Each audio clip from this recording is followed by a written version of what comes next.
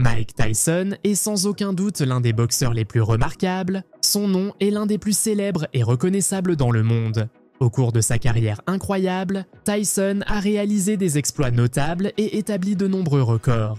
Cependant, il y a aussi eu de nombreux moments scandaleux dans sa carrière, ce qui lui a valu le surnom de l'homme le plus redouté du monde. Le 28 juin 1997, un match revanche a eu lieu entre Mike Tyson et Evander Holyfield.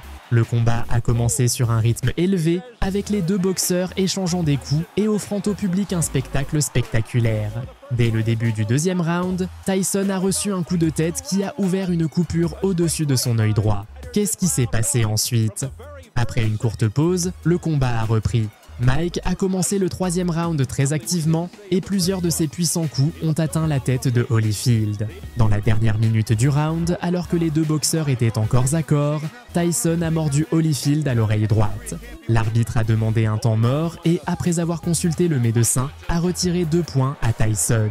Le combat a repris, mais quelques secondes plus tard, Tyson a de nouveau mordu son adversaire, cette fois à l'oreille gauche. Bien que le combat ne se soit pas immédiatement arrêté, l'arbitre a découvert la morsure entre les rounds et a décidé de mettre fin au combat, disqualifiant Tyson. Tyson a montré du désespoir pendant le combat et a tenté de rejoindre Holyfield après la fin du match. En conséquence, Tyson a été condamné à une amende de 3 millions de dollars par la commission athlétique de l'État du Nevada et sa licence de boxe a été révoquée.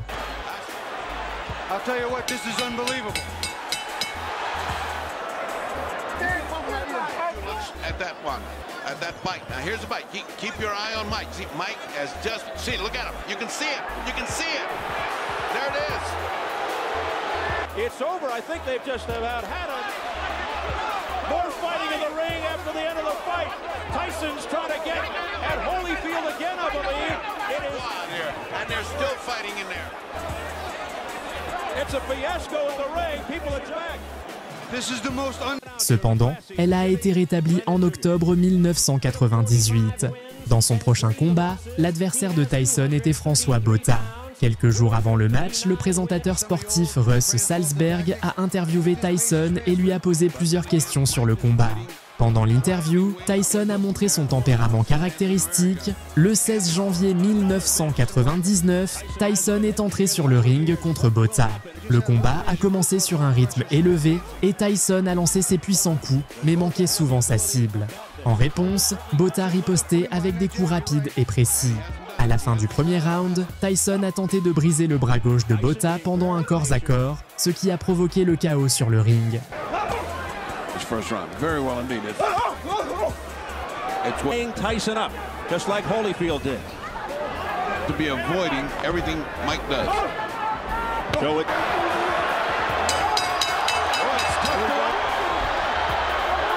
It's bedlam in the ring. In with it.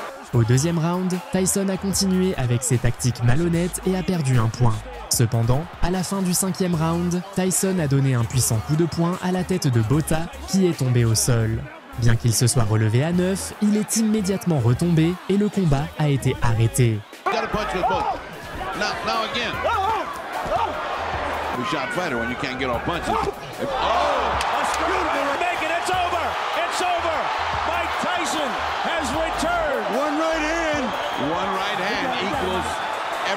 Neutralizes everything that was happening to him. That's what happens when you got a great puncher. That's all it takes. Was he lucky? Well, I picked him in 5, and in 5 he went out. Richard Steele reaches the count of 10. Le prochain combat de Mike Tyson a eu lieu le 23 octobre 1999 contre Orlin Norris. Tyson a commencé le combat activement et, au premier round, il a frappé plusieurs fois son adversaire. Juste à la fin du round, Tyson a donné un coup après le gong, envoyant Norris au sol. En conséquence, 2 points ont été retirés à Tyson. Norris n'a pas pu continuer au deuxième round en raison d'une blessure au genou et le combat a été déclaré no contest.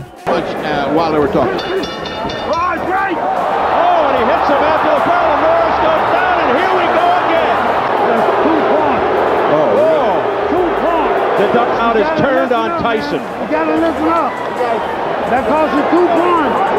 Oh, it's right. At the same time as him saying break and the punch going. time. Knee. So you're right there in your knee and you can't continue? No. His head and he cannot continue. Oh, man. Can't make him continue. You know what? I can't. His arm. No, here he is. See? Oh, it's Oh, he folded, yeah. This bout has been stopped after round number 1 due to an accidental foul which occurred after the bell rang. This bout is officially ruled at this time a no contest. Le 24 juin 2000, Tyson a affronté Lou Savarez. Après seulement 10 secondes dans le premier round, Savarez a été mis au sol, mais s'est relevé et a continué à se battre. Tyson l'a attaqué avec un grand nombre de coups de poing et, bien que l'arbitre ait tenté de stopper le combat, Tyson a continué à frapper son adversaire. Malgré cet incident, Tyson a remporté la victoire par KO technique. Dans une interview après le combat, Tyson a déclaré qu'il était le meilleur de tous les temps et a lancé un défi à Lennox Lewis. A barrage by Tyson, and John Coyle steps between, and he continues. Coyle's trying to stop it. Tyson says, I'm sorry. He said, I'm sorry. He didn't hear John Coyle's instructions, and this fight may be over. There's confusion here. Even Tyson doesn't know if it's been stopped. Coyle stops the fight or what? Waving his hands as if to say the fight. Yes, it's over. It's over. He stopped it, Steve. You know what? He stopped it, but he didn't do it definitively. Lors d'une conférence de presse le 22 janvier 2002, avant le combat contre Lewis, Tyson s'est battu avec lui et son équipe. L'affrontement est devenu un scandale, mais Tyson est resté l'un des boxeurs les plus redoutés et controversés de l'histoire de la boxe.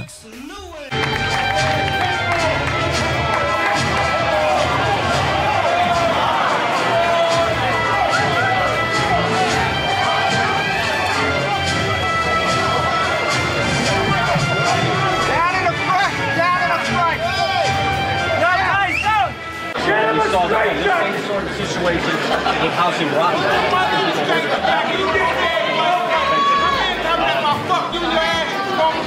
Mike Tyson curses out. I don't even know.